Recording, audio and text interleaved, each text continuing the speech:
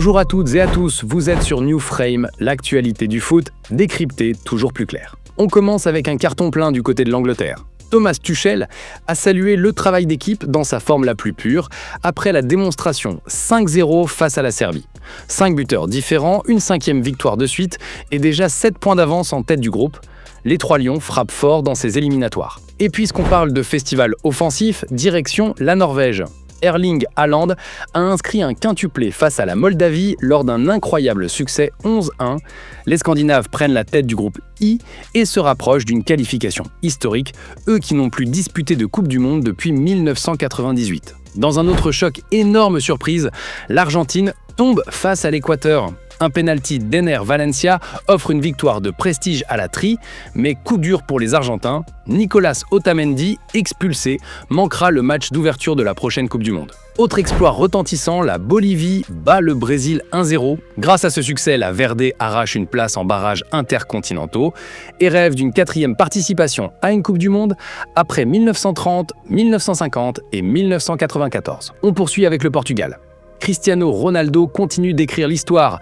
Buteur décisif dans une victoire 3-2 en Hongrie, CR7 porte encore sa sélection. Les Portugais enchaînent après leur large succès contre l'Arménie. Cap sur l'Afrique maintenant.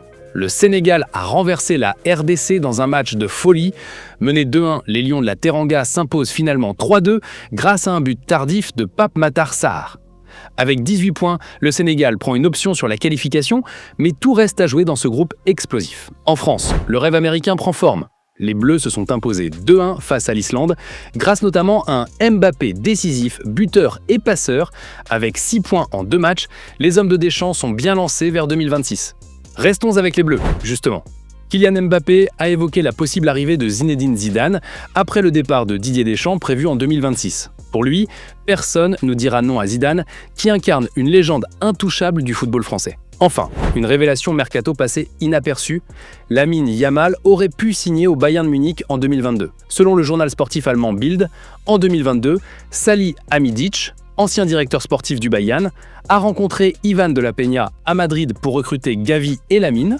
L'équipe bavaroise ne pouvait pas recruter Lamine au Barça avant 2023 et a convaincu la famille de déménager en Allemagne incessamment en échange de 5 millions d'euros. Au milieu de l'opération, Mendes a acquis le joueur et tout accord de départ a été rompu.